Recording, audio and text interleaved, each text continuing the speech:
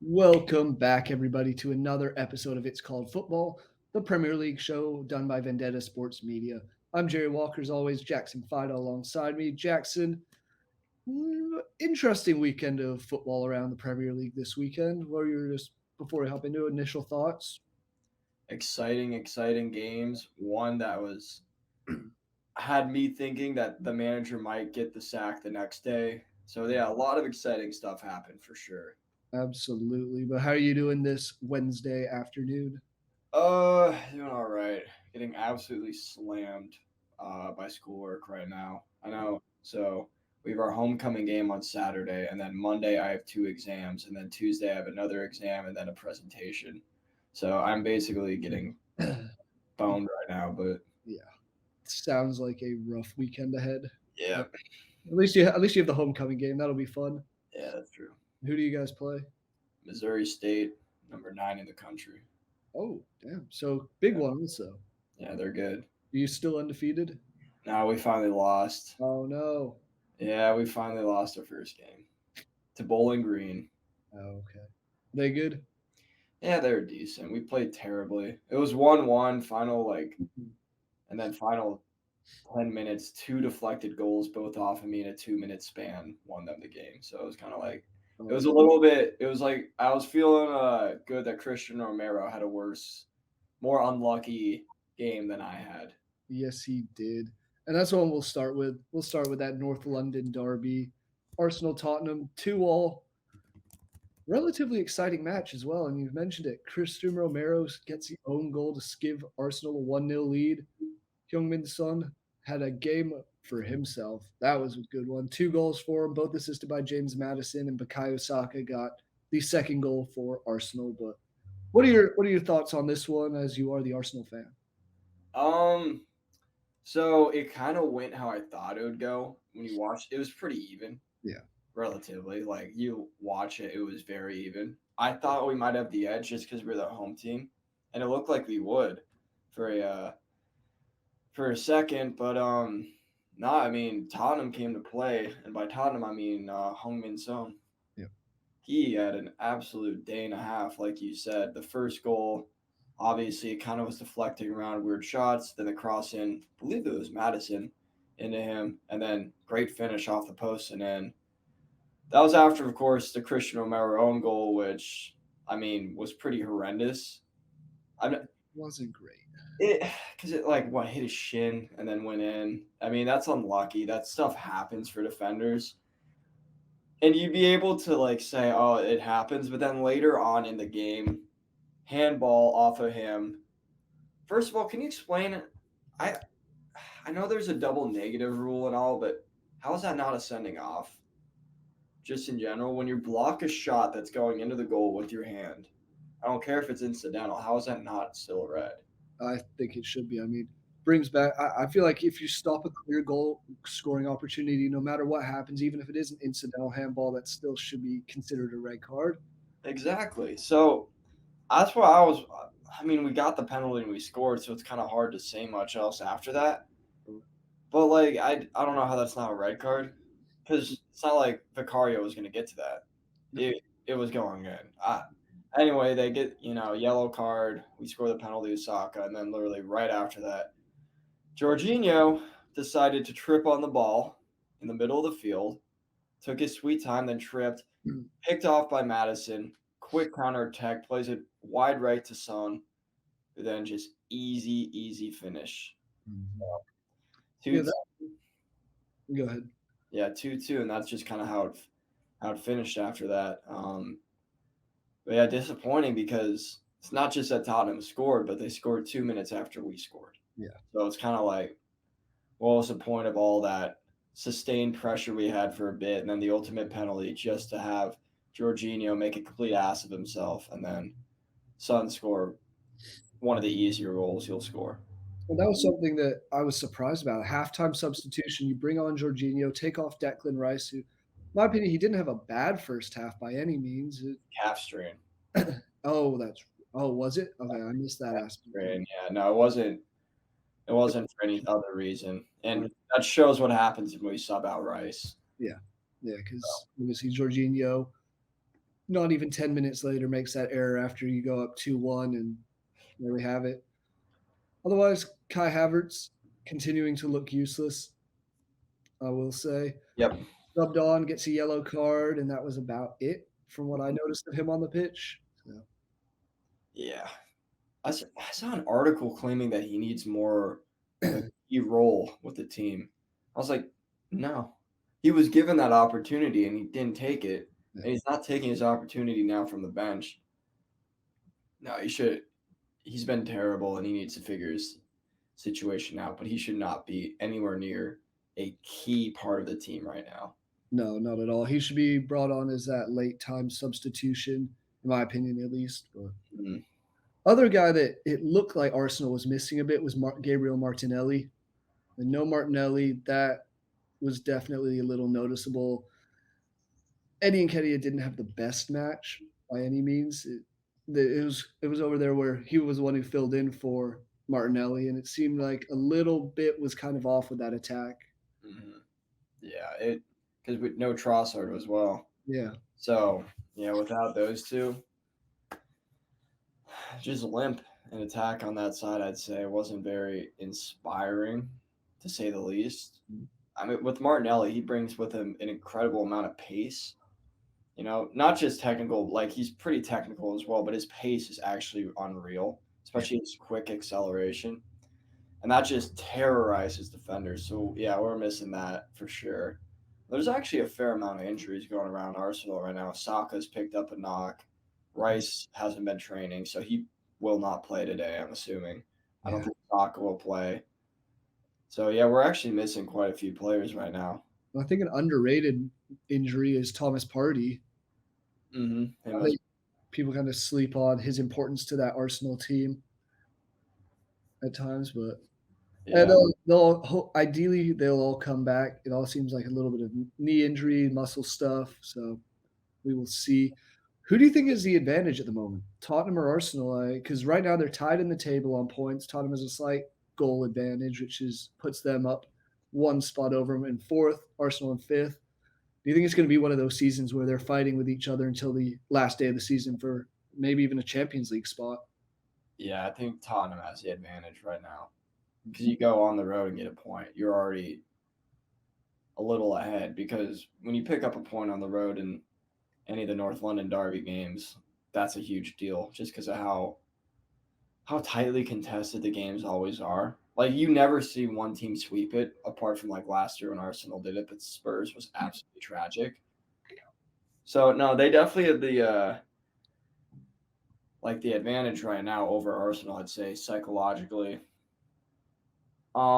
Especially because you go down two different times and then come back two different times to make it 2-2 and get a point at the Emirates. So yeah, they definitely have the advantage. And again, it's too early to say if they'll be competing and if this will really make a huge difference towards the end of the year.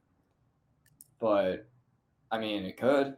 I mean, this is definitely Tottenham has more to take from that than Arsenal does, for sure. Like they 100% do. It was a good result for them. Madison's still playing well. Son doing really well in that kind of false nine role he's been playing. So yeah, I mean, a lot of positives to take for Postecoglou, I feel like. Obviously, and the goals you conceded were very unlucky. Yeah, You just know? defensive errors, really. Yeah, the own goal and then the penalty. So when stuff like that happens, you obviously don't want it, but you look at that and you're like, okay, if that's how teams are going to tie us or beat us, then so be it. Yeah. We'll take care of everything else, and luck will fall our way the rest of the time. So, no, I'm thinking Postecoglou has to be happy with that. Oh, absolutely. I mean, his first North London derby, and he's managed in some big ones with Celtic and Rangers in the Old Firm derby. But it's always good getting a point on the road against your big rival. It's Yeah, big point for them, and like you said, it's just stupid defensive mental errors that kind of cost them. Which you move on in the season, it'll probably work itself out. yeah, especially because Romero's been solid all Yeah, year. It just one game, and again, like thinking against Bowling Green, similar thing happened to me. Deflected goal off my D, deflected goal off my foot, like in 2 minutes. You kind of just have to look at it and be like, you just gotta move on. Like it just happens. Sometimes the ball doesn't roll your way, and it didn't roll Romero's way. But even with those two moments of serious misfortune, they managed to get a draw. So a Exactly. lot of positives to take from that. Yeah, and I wonder if the only other thought I have on this one is Arsenal did have to play Champions League in midweek. Tottenham did not. So I wonder if that gave a little bit of an advantage to Tottenham in that aspect. If they had a little bit of rest, it's hard to tell, but always something to keep an eye on. Yeah, maybe. I feel like this early on the year though, it doesn't make as big of a difference. It's been one Champions League game in. I don't think it makes a huge difference, but I And it guess was it could pretty play a part. comfortable for Arsenal. Hmm?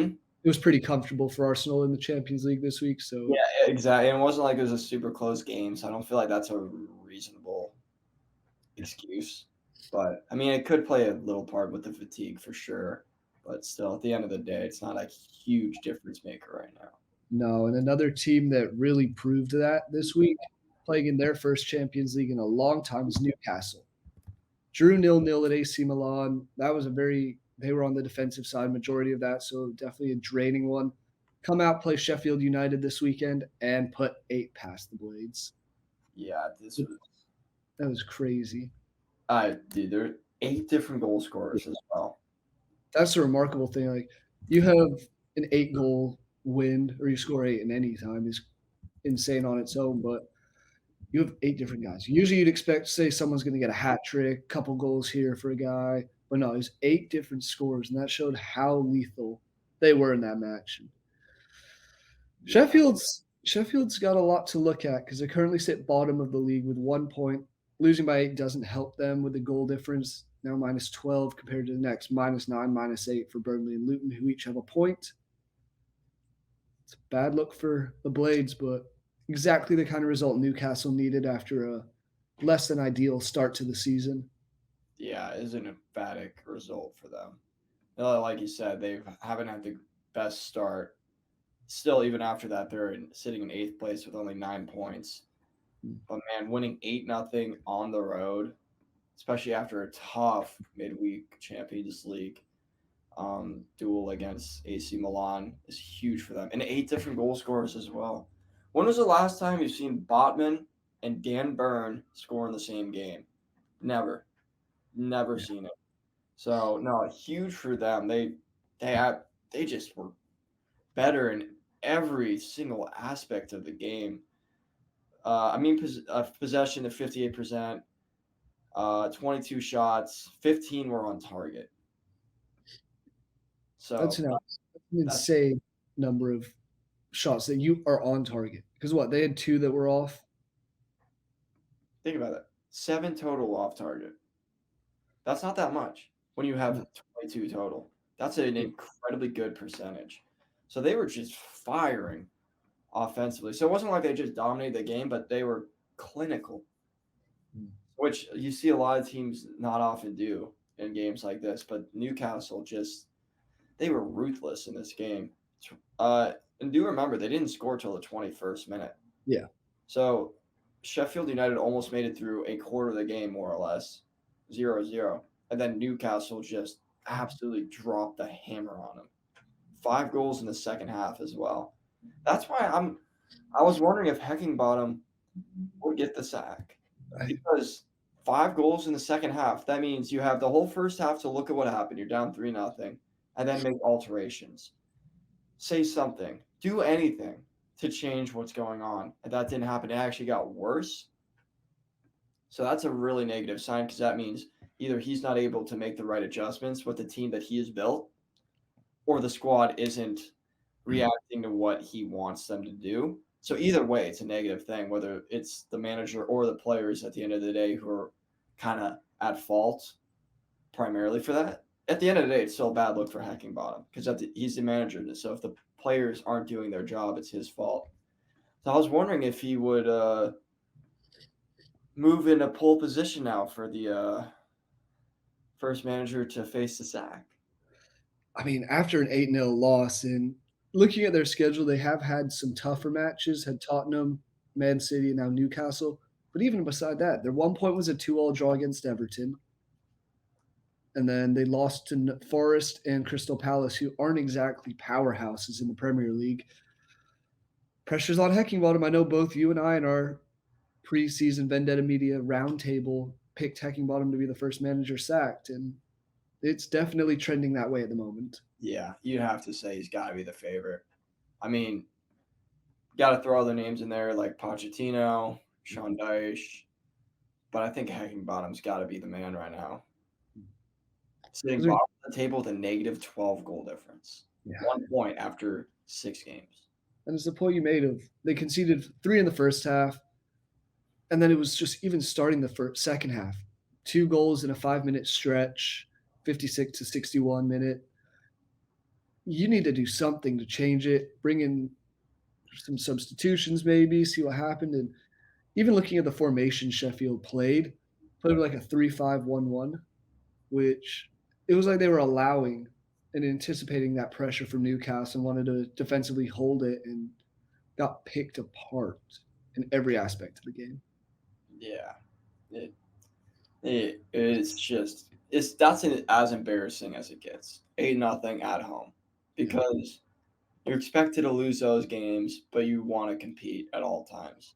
Remember, this is a Sheffield United team who was tied with City for a little bit. Yep. Who we were saying, oh, they're actually kind of good or potentially have that chance to challenge and make a game against these bigger teams. Yeah, and last week they were beating Tottenham till an incredible amount of extra time was added. Yeah.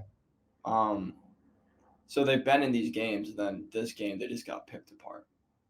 So I guess maybe their performance in the other big games will give them some confidence that they can at least compete against the bigger teams, which means if you can do that, then maybe you can do it against mid-table teams. So maybe that's good for Heckingbottom, but 8-0, man, is something else. Like that's something you don't see. Did Leicester beat Southampton 9-0 that one time? 9-1, I want to say. 9-1. Yeah. So that's like the only other time I can think of something like this. There's been a few 9-1s, but notice how Southampton's on the league. I don't know. It's rough. I guess I just have another question for you. What was more embarrassing, do you think? This 8-0 loss or the Broncos getting blown out 70-20? Because that's a crazy scoreline as well. And think about that. That's basically 10 to 3. Almost 3, yeah. Yeah, dude, that one's bad as well. I remember watching. I was pissed because kid I was playing in fantasy had the running back, and he was just going off. I had 2 and Tyreek, and I still lost because of how much their running back core was putting up. But yeah, dude, I don't know which is more embarrassing. At least Denver scored. Yeah. Sheffield United didn't do that. Wow, dude, both of those were bad. That's a good shout by you. That's a tough one. I'll stick with this game. Yeah. By a little bit. No, I'm going to agree with you only because, like you said, the Broncos did manage to score, even if it wasn't pretty.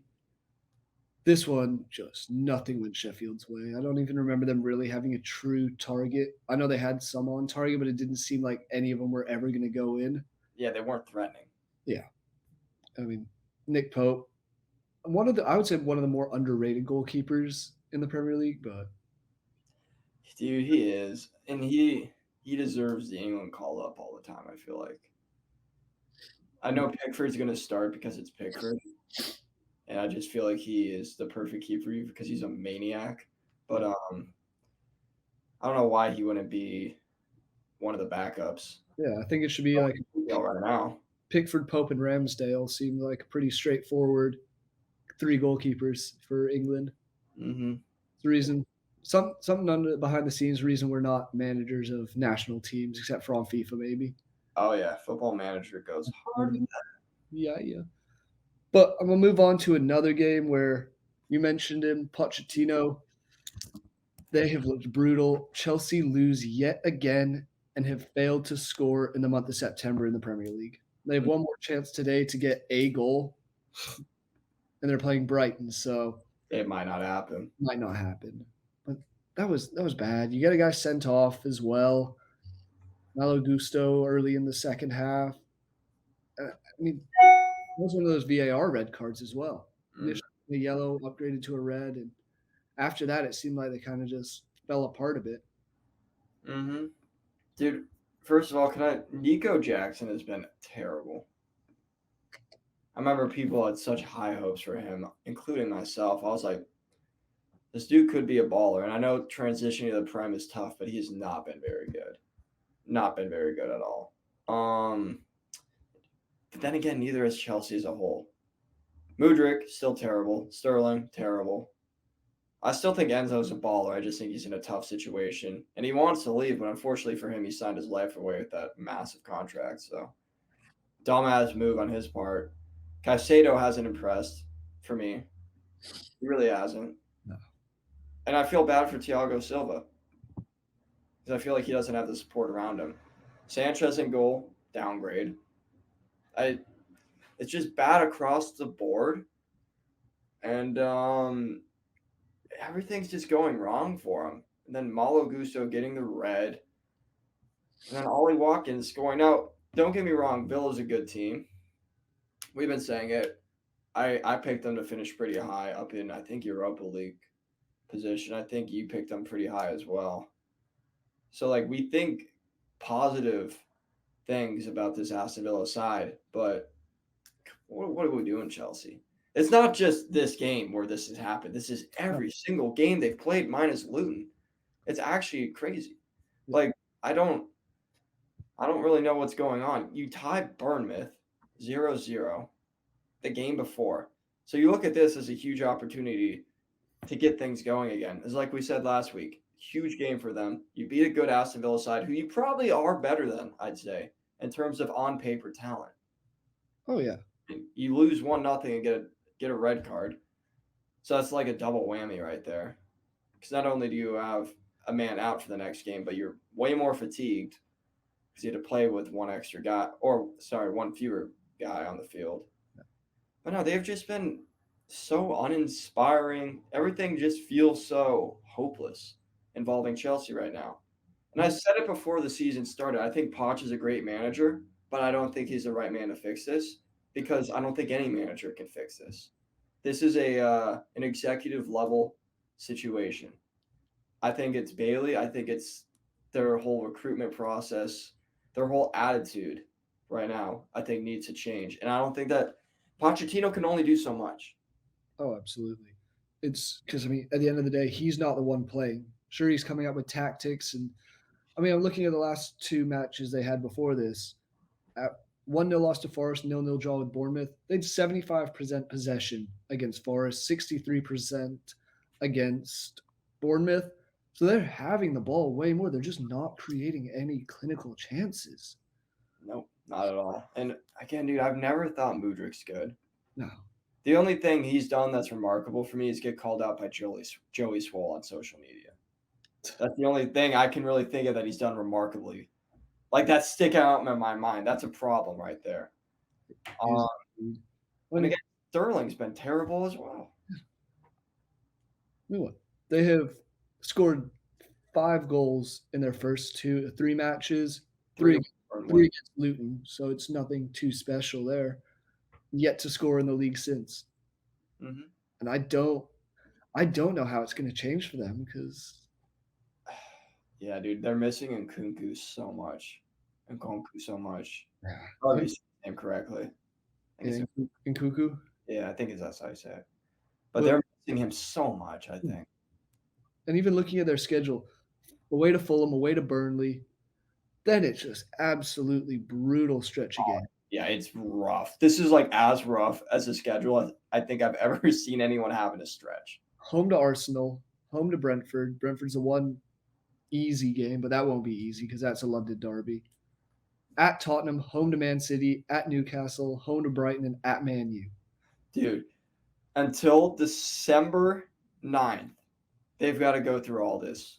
That's actually crazy. If they don't pick up points against Fulham and Burnley, they are screwed. Yeah. Like they are. Because even if you play well in a few of those games, that's just so hard to do that through that whole stretch. So you have to get a result at Fulham. I don't know if they will. I don't honestly. remember. And we'll touch on that one in a little bit more in a bit, but could you see Chelsea being in a relegation scrap this year with all the money they've spent and all the players they've brought in? Do you think it's honestly not out of the picture? I think when it comes around March, they won't be in that picture. Okay. But I think there's a chance that in January we're looking at them in a precarious situation. You know, Yeah. you look at that stretch of games that goes all the way. It finishes December 6th at Manchester United. That could set them back if they don't pick up some results.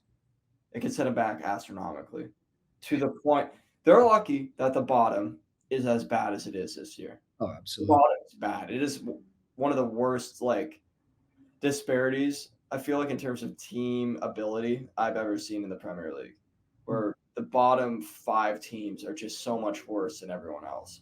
So I Oh, feel like they're lucky that that's happening because they'll pick up points in those games. yeah, I don't think it's as much a matter of Chelsea's good enough to stay up.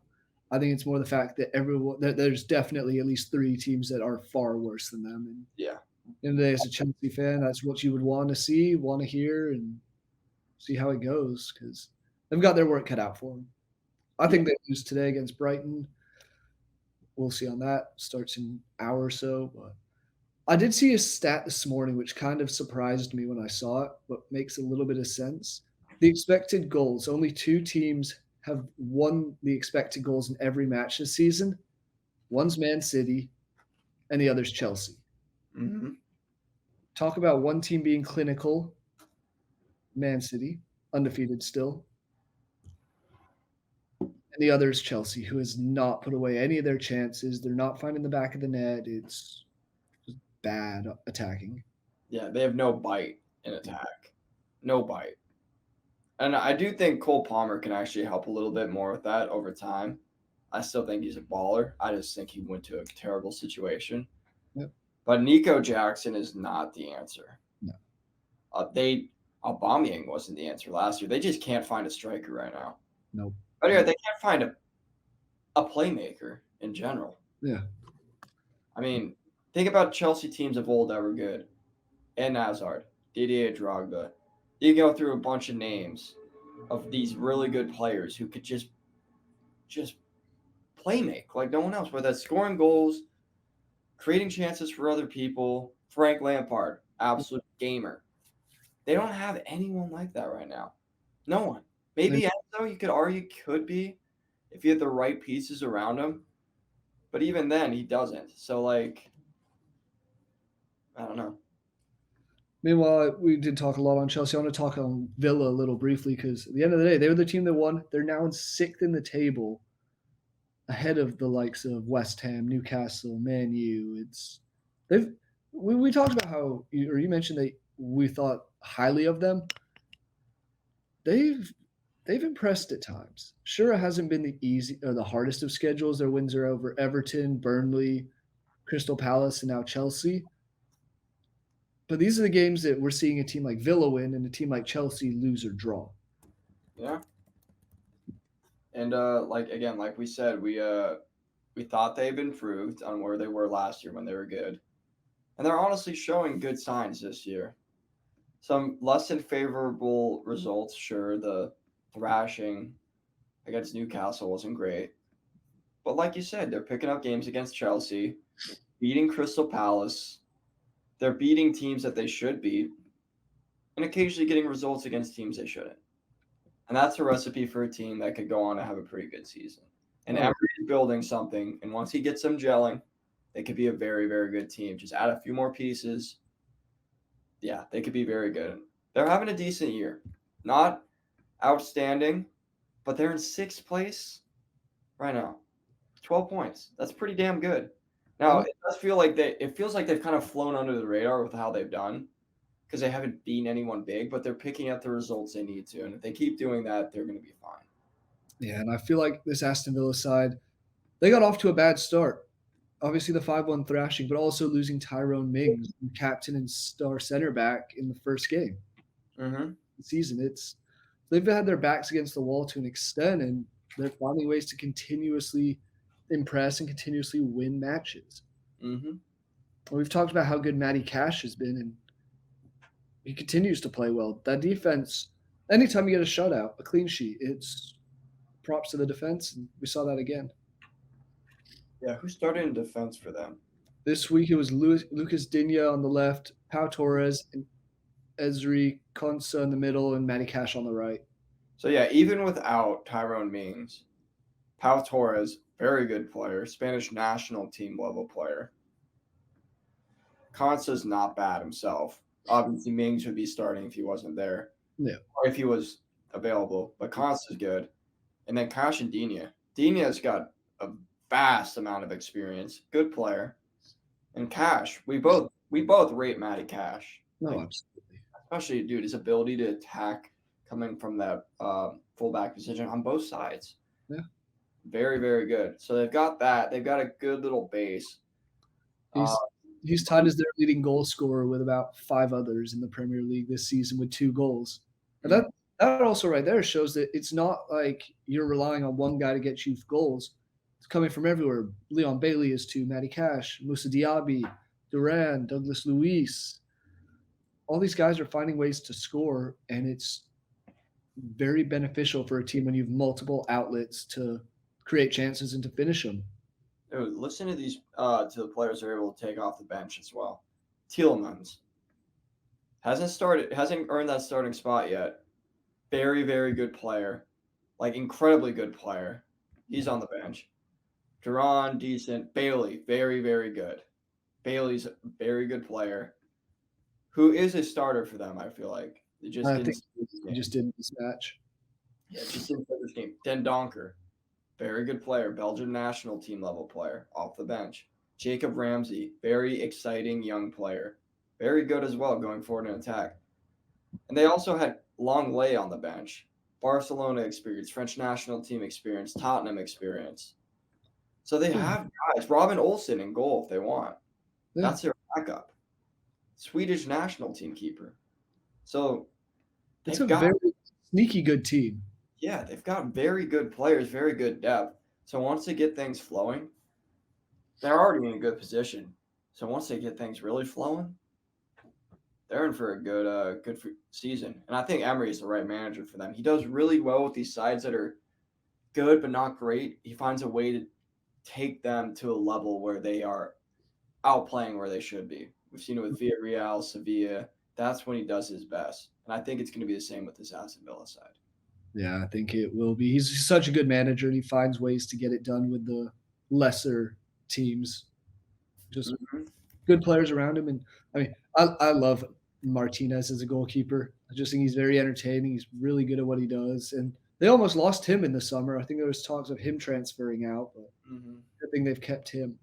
Yeah. Doing one more match just briefly before we hop into a preview for this upcoming weekend. Liverpool, West Ham. Liverpool ultimately get the 3-1 win, but it was something's happened with Darwin Nunez. Mhm. I think I know, at least I have my partial bias side to it. He now is under Marcelo Bielsa at Uruguay, and apparently, from the reports I read, Bielsa sat him down, went over like hours of game footage and said, "This is where you can improve, all this stuff." And since his Uruguay call up, he's just been a scoring machine. Mhm. And that will have an effect sometimes. It's just getting the right message through in the right way. And it looks like Bielsa's done that because suddenly Nunez is playing like an absolute world beater. Yep. We've been saying for a while that he's terrible. He's got all the gifts in the world, athletically and soccer wise. He just could never actually finish, but now he's finishing. So he keeps doing what he's doing now. He's gonna be in for a great year. But yeah, I like your theory. I completely agree with it as well. That the reason he's doing this is because of Bielsa. Because I mean, even looking at it, sure he had the 2 goals against Newcastle before the international call up. Then for his first match with Uruguay, 2 assists, and since then for Liverpool in 3 matches, and it's really just the last 2 goals and assists, and been very important part of that attacking side. Seems Mhm. to take off the pressure from Mo Salah, Diego Jota, and it gives these guys more space because now teams are like, oh, he can actually finish. This is something to be worried about. It's another threat that they have. And this Liverpool team, I had my doubts about them coming into the season, but there's kind of a sneaky good team sitting in second at the moment. Yeah, well, there was a point early on where we were like, Liverpool needs to figure out what's going on. Yeah. It was but then the second it was when Van Dijk got the red card against Newcastle. They're down 1-0, and then Nunez scores the 2 goals. I feel like that's transformed their year, Oh, absolutely. right? Like in incredible fashion because bam, beat Aston Villa 3-0. Bam, beat Wolves 3-1. Lask actually put up a bit of a fight for a little bit, but beat Lask 3-1 Europa League, and then beat a very good West Ham side who was flying high until recently they've had to play two of the better teams in the Premier League. They beat them 3-1, beat them comfortably. So no, they're flying right now. They're playing really well. Nunez is scoring, which I would not have thought he would actually find his scoring boots ever, to be completely honest, for Liverpool. He's doing that now. Like you said, to take some of the pressure off of Salah. Yeah, they're performing really well right now. And who do they have coming up? I mean, well, you're looking at that. They're one of 4 teams who's yet to lose a match this season, Yeah. alongside Man City, Tottenham, and Arsenal. And it's a fun team to watch. They are now explosive again. West Ham, we've been raving about them all season so far. Sure, last 2 league matches, Liverpool, Man City, doesn't get harder than that. Kind of the results we expected, 3-1 in both. For then, good win against a good Brighton team. Battered Chelsea 3-1. They're one to watch out for is that Conference League, possibly Europa League placement. Mm-hmm. A lot of time left. I also want to give a quick shout out to Luton. Finally got their first point of the season. Only took 6 matches, and sure, it came against a 10-man Wolves side. Hey, you got to get points however you can get points. Yeah. So they finally did it. And, hey, they're actually in 18th place. They're not in last. No. Shout out 8 goals against Sheffield. There you go. So they're sitting in 18th, and they actually have a game in hand. So if they could find a way to beat Burnley on that match that's going to be played later, they would actually hop ahead of Bournemouth right now. Yep. And hey, Luton has the potential to stay up, maybe. Probably not, but I would doubt it. I'm here for it. If it happens, I am here for it. Absolutely. It's always fun seeing these underdog Cinderella teams kind of manage some mild success. Looking at this week, though, I think there was one clear match that stood out to the two of us as the match of the week. That is Tottenham hosting Liverpool. We have spoke in detail about both of these teams. This match is going to be fun. Second place, fourth place. They had some spicy games last season, and the 4-3 thriller was the first one where Richarlison, if you remember, equalized, took his shirt off for Tottenham, thinking that he'd saved a point. Mm-hmm. Just for Diego Jota to go right down the other end and win it for Liverpool. Which I love seeing, by the way. Richarlison's such a nasty little prick. I love watching him not succeed, honestly. I mean, that was a crazy game to begin with because 15 minutes in, Liverpool were up 3-0. And you think, oh, this has the potential to be like a 7-8-0 thrashing. And Kane, Son, and Richarlison get it done to almost save a point. And even the other one, they lost 2-1. Still a close, exciting match last year. But what are you expecting in this one to be like the difference maker? Well, Tottenham just looks new right now. Yeah. They look like a new team. So Son should keep that same false 9 role because his movement around everywhere he goes was so good against Arsenal. He got 2 goals as well just from his movement. Well, I mean, the second goal wasn't really his movement, but first goal, great move to get inside, get in front of the Arsenal defenders and score that. I feel like when he's there, it gives him the freedom to move around where he needs to go to make the plays happen, rather than when he's on the left wing with Harry Kane and he's kind of just kept like restrained to that side of the field. Now he can go wherever he needs to go to make plays happen. I think that's actually really working out well for Tottenham. They also have James Madison, who is tied for the most assists in the Premier League right now with 4. Oh yeah. So you've got that aspect as well. That's going to play a difference maker. And they're at home. They're at home. They're at home. They just got a point at the Emirates against a very good Arsenal side where they played equally as well and only, like we said, didn't get the points didn't get all 3 points because of 2 unlucky plays. I think their defense very good. I think Vicario is a great Lloris replacement. He's actually way better now than Lloris was last year. And at a young age, a great replacement for cheap as well. Van de Ven and Romero, I think, are a very solid partnership at center back. Again, Romero, what happened, but he's been very good all year. And Van de Ven, for a new player in the Premier League, looks the part, I feel like, especially for a youngster. I like Pedro Porro, right back. Very good. Had a good game against Arsenal as well, I'd say. And then, yeah, Maynor Solomon can play. Kulusevski's been very good. You have Richarlison coming off the bench. Perisic as well. Brennan Johnson's been good when he's played. So this Tottenham side now looks very good, and under Postecoglou's direction, they've been firing. They've been really working together as a team. I feel like it's a team that doesn't really have a star player. It just has a bunch of good players playing well together right now. And I think that's working really well for them. So since I've just raved about them for 2 minutes, I think you can figure out who I'm going to predict to win this game. It's going to be Tottenham. Liverpool, though, also playing very well. Nunez is scoring some goals now. Salah always has the potential to score an outrageous goal whenever he wants to. They've looked very good, but I think Tottenham wins this game at home. I'm going 2-1. 2-1 Tottenham. My big question is what's going to happen with James Madison in terms of he did pick up a slight knee knock against Arsenal and seemed like he was in some pain. They're still doing scans on it. So if he's available, I think it could very well be a Tottenham win. But if he's not to be playing, which I do think he will end up playing. I don't think it's that serious of a injury. But I think without him, Liverpool. But this is what I've been saying all season: is Liverpool's midfield. I have so many questions about, and this is something that James Madison could potentially take advantage of. Mm-hmm.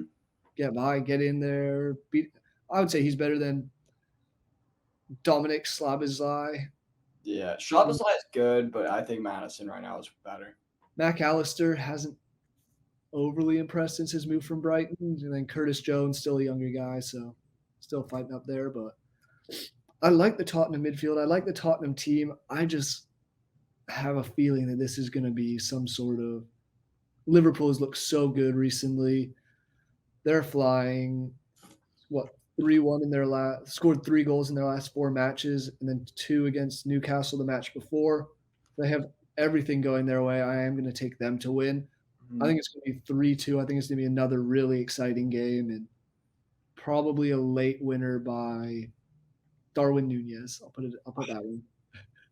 Darwin Nunez gets the late winner. He's been on a run of form at the moment, and Liverpool get it done. Fair enough. Yeah, it very easily could happen because Liverpool right now looks as good as anyone in the league. So that's not an outrageous shout at all. It's going to be a very good game, though, for sure. Yeah, and this is the afternoon game. It'll be 12:30 Eastern time. You can watch it on USA, so it's actual national TV. Don't need Peacock for it. It's gonna be a fun one. I'm definitely cable. So you just need cable. Yep. Yeah, that's true. Yeah. Do an illegal stream somewhere. We're all pirates in our own way. Reddit soccer streams. Yeah. I won't stop raving about it. Other matches this weekend that I kind of want to touch on: Aston Villa and Brighton, 2 teams that we're both maybe couldn't tell very high on. This is kind of like the 2 teams that are towards the top of the table that are not the big 6. Mm-hmm. Last year we had, I know, Aston Villa and Brighton seemed to be up there. Newcastle was a shout out last year because they still weren't technically a big 6, even though everyone expected big things from them. Who has the advantage in this one and why? Gotta say Villa, because they're at home. They just picked up a win against Chelsea. So they're at home, which always gives you an advantage, and they just beat a very good team on the. Okay, they beat a very big club on the road. Sorry, not good team. They beat a very big club on the road. So I feel like that's going to give them the advantage and the confidence. But as much as I think that should give them an advantage, I just think Brighton's going to win this game. I think Brighton is so good under De Zerbi. Like remarkably good under him. We didn't know when Potter left last year what would happen with Brighton. They've actually gotten better.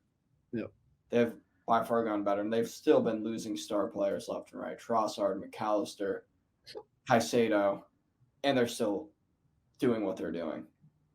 So that I'm thinking they're going to continue what they've been doing this year in this game. Villa's actually ahead. No, Brighton's ahead. Yeah, Brighton's in third. Brighton's third. Yeah. So Brighton's going to continue doing what they're doing, I think, and win this game. Yeah, I'm with you on that one. I do think, as good as Villa has been at moments, this Brighton team overall has just been solid every match they've played. Whole team just it's such a it seems like a misfit of players. Like Danny Welbeck's out there scoring goals. Evan Ferguson's been playing well. Obviously, he had his hat tricks. Seeing Ansu Fati come off the bench, that's a sneaky good substitution to have and a sneaky good signing that they got this summer. For on loan as well. Yeah, and Mitoma has been star so far. There's a lot to like about this Brighton side, and they've won they've won their last 3 Premier League matches all relatively comfortably. Yeah. 3-1 in all of them, and it's not against. Sure, they beat Bournemouth. Before that, at Man U, home to Newcastle. They've looked good and beaten pretty solid teams. So I am going to back them. I do think it'll be a high scoring one. I am going to say 3-1. Brighton gets it done. Also, Billy Gilmore's really kind of come into his own since moving to Brighton, hasn't he? He's been at like a staple for them in the midfield. Him and Dahoud as well. He's been very good since moving this summer. So everything they have right now is just working for him. I wonder if like a player like Caicedo is like, Jesus, what have I done? Probably not. He's getting paid out the ass. But still, man, Brighton looks very good. And they just every time they sell a player, they somehow go out, recruit another Ecuadorian youngster who's just incredible. Them and West Ham, Thing and the biggest sellers this summer, and they've both reinvested that money so well. mhm. Such good depth. It's not like you go out try and get a single superstar. It's you bring in a couple players here, fill up this hole that we have here, yada yada, and it's worked out brilliantly for both of them so far.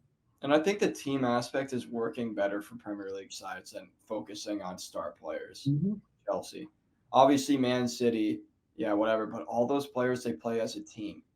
Yeah, that's why they're so Haaland. year out. Haaland's a team player. Oh yeah. He gets assists with Julian Alvarez. He's a team player. They all work together. They just happen to have better team players than everyone else, which is why they're where they are. But think about like Brighton, team players. West Ham, team players. Arsenal, I don't feel like we have a star. No. I really don't. I feel like it's a bunch of team players. Tottenham right now doesn't have a star. Team players. So all these teams that are doing well, even I guess one exception would be Liverpool with Salah. Even then, like it's not just been Salah this year. Yeah, Nunez is scoring. You're seeing other people. Jota's scoring. Yeah, it's very all around solid team. So I feel like that's kind of the recent wave that's like benefiting these teams. This is not the star players getting it done. Like you'd sometimes see. I feel like you'd see it a little bit more back in the day, a little more than it is now, just because of how good everyone is now. Yeah. You know, it's hard to get it done with just Harry Kane up top, like Tottenham was trying to do for years. They're actually better off now that he's gone. Oh, I agree. And I mean, he's playing well in Germany for Bayern Munich, and Tottenham's doing well without him. So I think it's kind of a win-win, something that needed to be done because they clearly weren't winning trophies anytime soon with Harry Kane still there. Exactly. Other matches, it's not the most exciting weekend of football. We have Bournemouth, Arsenal, Everton, Luton, Man U hosting Crystal Palace. They played yesterday. Man U won 3-0 in the EFL Cup.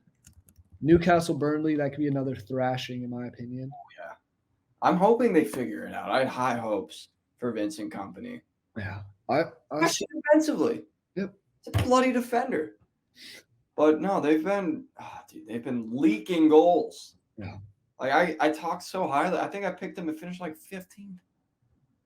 I don't know why. I just thought, or 16th. That's Still I relegation. think for them. And Burnley's. We were asked in our roundtable to do your boldest prediction. Mine involved Vincent Company. We saw him as a player manager in Belgium. I think if this defense keeps having as many issues as possible, we could see him throw the boots on, throw a kit on, and get out there himself to try and stop the flood. He'd probably do better than they've been doing. Yeah. Dude, my prediction was Burnley beats City at the Etihad on Company's return. Oh, that was mine. I feel like that just has to happen, but absolutely. So when is that match? It's later. 31st of January. So yeah, time for that. That'd be crazy. Otherwise, West Ham, Sheffield United. Sheffield needs something. Should be straightforward for West Ham. Wolves, Man City. Man City, you got to think, going to get 3 more points. Yeah. Wolves have not looked great. Lost to Ipswich in the Cup yesterday. Ipswich is in the Championship, so that's not exactly a great result for the Wolves. Few upsets in the Cup, honestly. Yeah. I mean, we'll talk about that one. Luton losing to Exeter, who's in League One. This is why the Cups are fun. You said big Lincoln City fan today? Oh, huge Lincoln City fan today. Been one since about 12, 15. So, yeah, huge Lincoln City fan now. I mean, even like going back to the Wolves and Man City, I don't see Wolves giving any hope. They lost to Palace, lost to Liverpool, drew with Luton in their last 3 league matches. Only have the one win against Everton, and that was an 87th minute winner.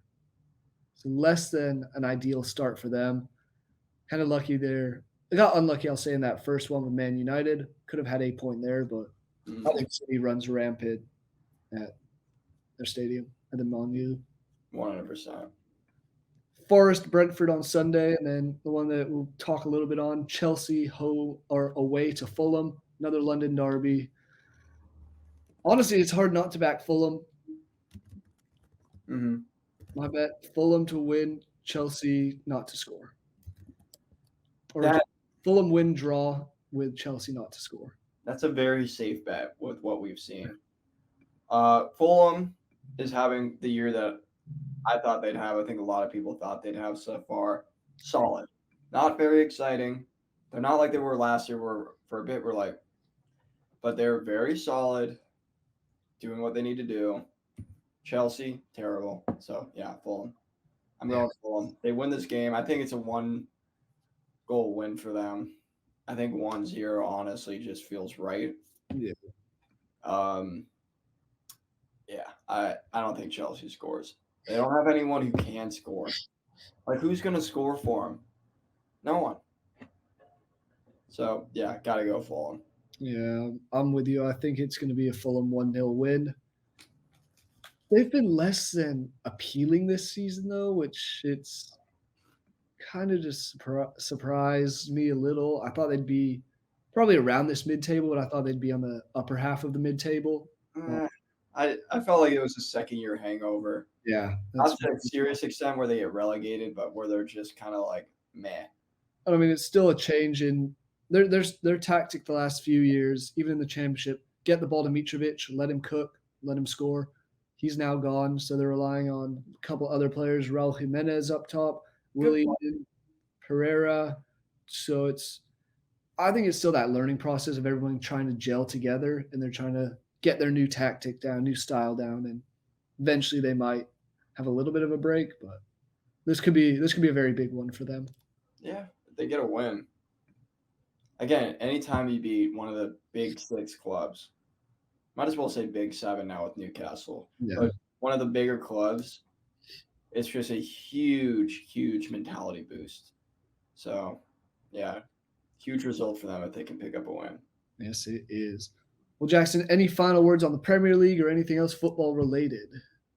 Not really, honestly. Hoping we get some exciting games this week.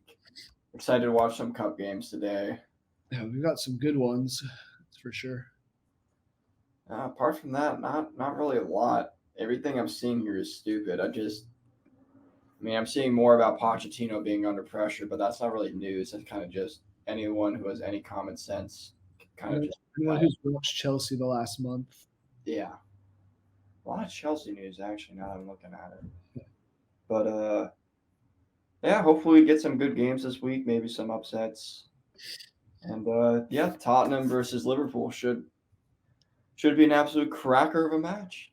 Yes, it should be, and it's going to be a fun one to watch. I'm also curious. I'm just going to put it out there. Man City has lost another player, this time to suspension. Rodri picking up a red card in their win over Forest this weekend. So we might see, well, as we're seeing today in the Cup, Newcastle against Man City, which that's going to be a fun one. Calvin Phillips is getting the start. Hasn't done much for them all season, really, since he's moved over. See what happens there. I saw a headline, Pep wants him to return to his form under Bielsa, which I think once he's healthy and training every day now and getting that game opportunity, I think he could. It's very good for Leeds. Could be good for Man City. It's just that midfield's so deep. I'm just excited for this weekend. A lot of good matches. A lot of intriguing matches as well. I know even outside of the Premier League, Leeds play at Southampton, so I'll have my eyes on that one. Two teams in the Premier League last year who both got relegated because they were terrible. Battle of those teams this weekend. Jackson, it's been a pleasure as always. Thank you guys, the viewers, for watching in. Make sure you click that subscribe button on the bottom of the Vendetta Sports Media YouTube channel and check out our other episodes if you've missed them. This is episode 6, so we got some good stuff so far. More episodes to come. We'll see you guys next week.